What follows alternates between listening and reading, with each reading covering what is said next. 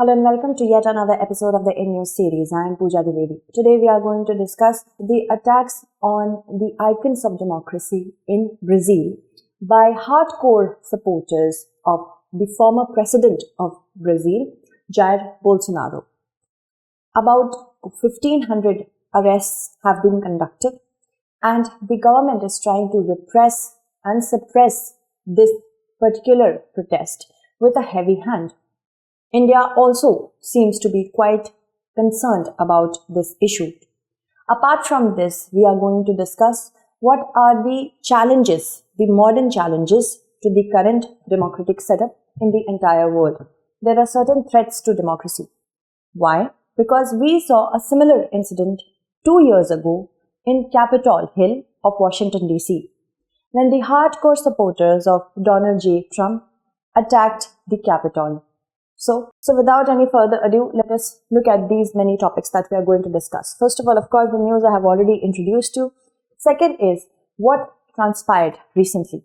See, hundreds of supporters of the country's former president, Jair Bolsonaro, stormed the seats of power in the capital, Brasilia.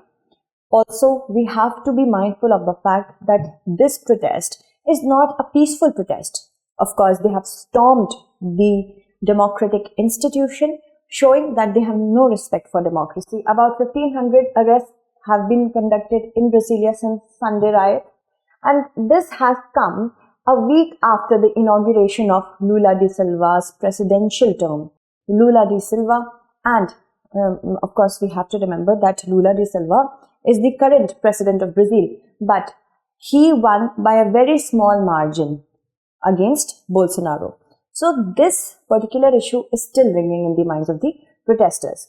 And the parallels we have to draw between the threats to democracy is between the current scenario in Brazil and the scenario in USA in 2020, when a similar incident took place, as I already told you, in support of Donald J. Trump. Now, who is Jair Bolsonaro? He is the former president of Brazil. He served as the president of Brazil since 2018. And he is the far-right populist. He was, of course, we have to remember his mindset from the perspective of the current scenario, because he has a role in the current protests that have taken place. He served as the president of Brazil until he was unseated by the former president, Luiz Inácio Lula da Silva, in October of the last year. Lula da Silva came into power after 12 long years. And his ideologies are a broadside against women, gay people, Brazilians of color, and even democracy. He has made certain controversial comments like, let's go straight to dictatorship. Other than that, he came to power by the help of billions of supporters. Why? Because his voice against corruption and violence, it gelled very well with the nation sentiment, the national sentiment. And it basically channeled the wrath and exasperation that was felt by the Brazilians because of the economic conditions in Brazil and unemployment as well. His ideology, the way he does not have faith in democratic elections, is actually in line with the ideologies of Donald J. Trump. So there is a lot of congruence between the two. He served in the military before entering the politics. He has methodically questioned and criticized the security of Brazil's electronic voting system. He has seldom attacked mainstream news outlets by calling them unfair, biased. Electronic voting machine system was introduced in Brazil in 1996. And he has always said that EVMs have a huge chance of being rigged. But there are no evidentiary support. There is no evidentiary support in this statement that is made by Jair Bolsonaro. And he has, in his term, as he served the president, he has time and again warned that the establishment was plotting against him, including the Supreme Court. And he also accused some of the judges for doing so. Okay, and saying that Supreme Court has a role in rigging the election. Now, mind you, the difference between the percentage of votes between Jair Bolsonaro and Lula da Silva is meager. Where if we talk about Lula da Silva, he won by 50.8% of vote. And if we talk about Jair Bolsonaro, he won 49.2% 2% of the vote. So there was a very small margin of difference, and that was exploited by Jair Bolsonaro. Now recently, if we talk about the protests, massive crowds in Brasilia, they walked up to the ramp to the congressional building, and they had reached the green room, which is located outside the lower house of the Congress chamber.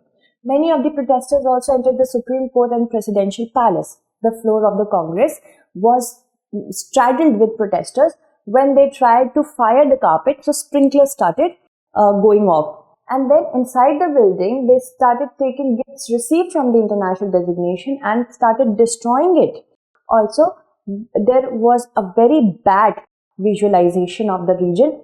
It was smeared with blood, feces, and even urine in the palace room. And right now, the government is not happy, saying that the protesters will pay for the crimes committed, and they are working incessantly in discovering new facets so that they can be punished. Okay, moving ahead, this was all through a tweet. Now, the protesters are, of course, the hardcore supporters of Jair Bolsonaro.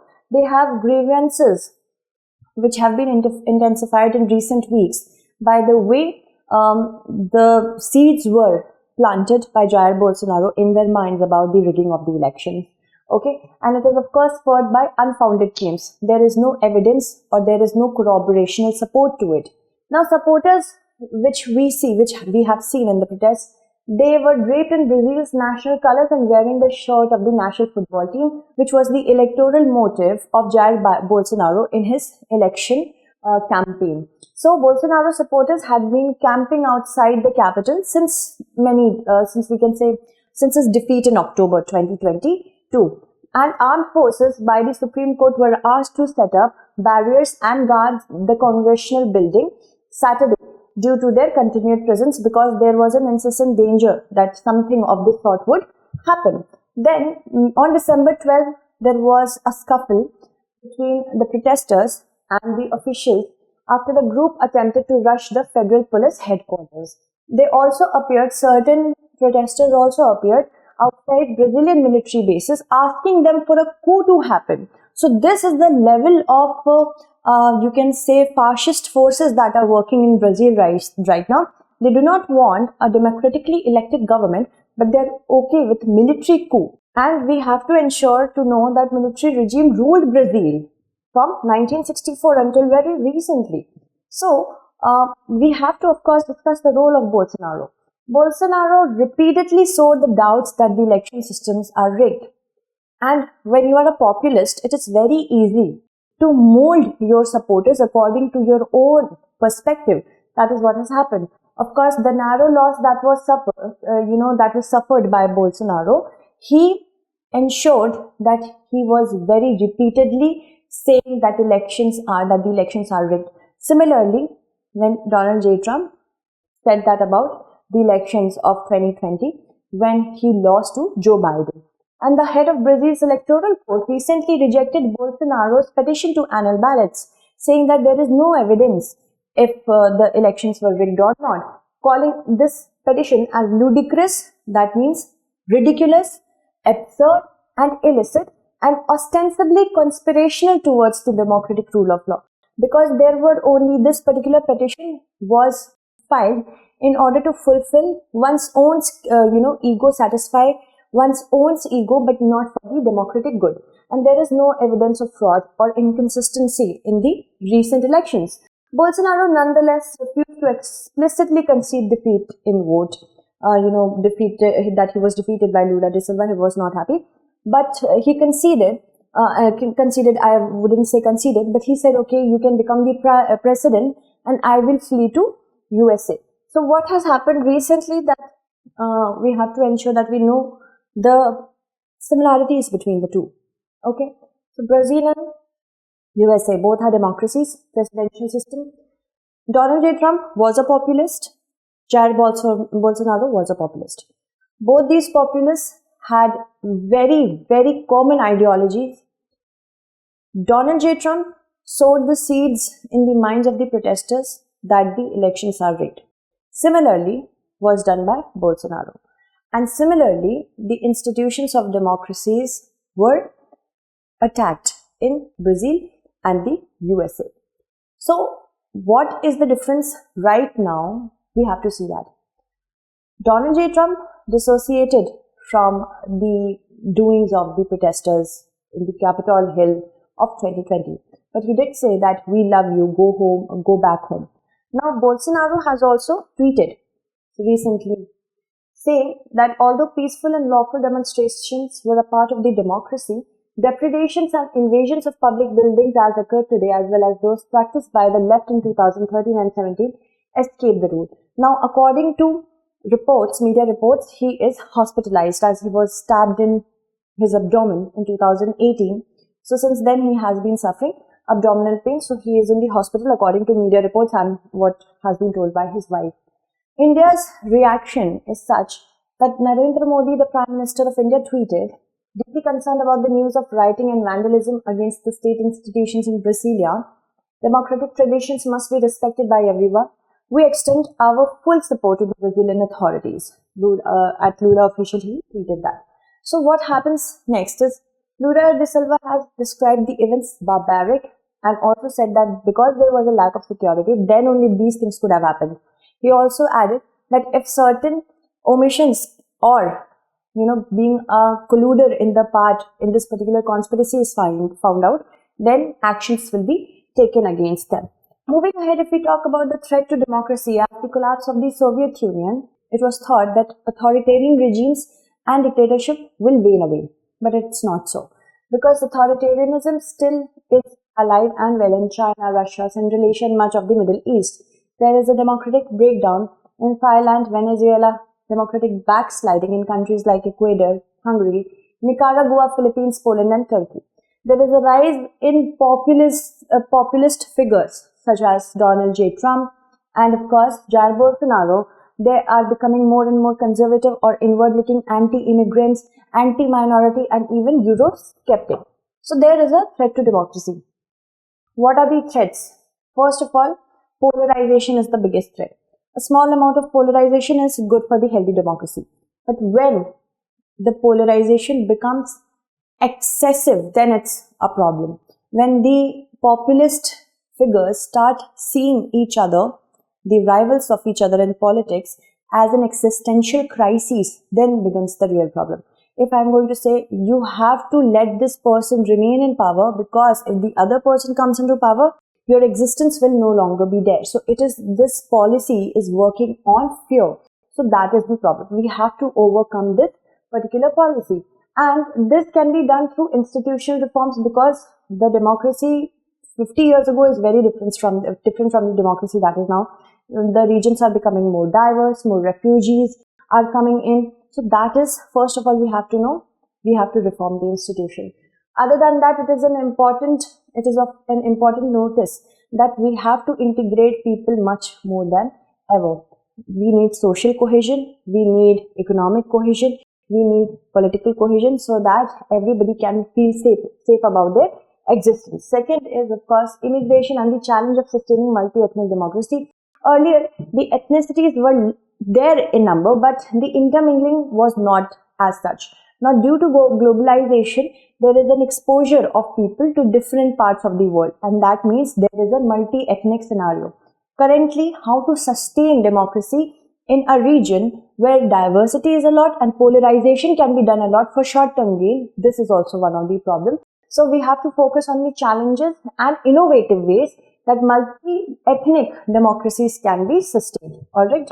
Other than that, globalization, economic inequality, and democratic discontent is there. See, when there are two parties, the left and the right, the left will have the chance to exploit that division between majority and minority by saying that how we are going to help the minorities to come at par with majority. The right will exploit it in a sense that the right should ensure to the majority that their rights will not be challenged. So this is the basic difference when it comes to polarization between left and the right. So how to ensure that economic inequality does not exist and the majority and minority both are equal when it comes to economic opportunity, and also they are equally represented in political institutions. The cause of populism and its consequences for democracy. As I said, that populist leaders are not healthy in the long term. If a particular person has become popular, he or she will have a lot of leverage over the emotions of the people. And that becomes dangerous when you look at certain common problems from the prism of emotion and not from the prism of welfare and equality. Then there are also debates over institutional solutions, how to solve the problems of the current institution. Our institutions are becoming redundant because if we are seeing backsliding of democracies, there is certain problem, there is some sort of problem in the institutions right now. So we need to reform them as well. Now let me take the names of those who have answered my last question correctly. And that question was with respect to sinking of Joshimath. Gangotri Glacier near Gaumukh. Option D is the correct answer. Archana, Ekta, Simran, Edge of Knowledge. Ashish Verma, Pramit, Vidushi Sharma, Abhay. Other than them, also Srinivas has answered it correctly. Divya, I will answer your question shortly. Shifa has answered it correctly.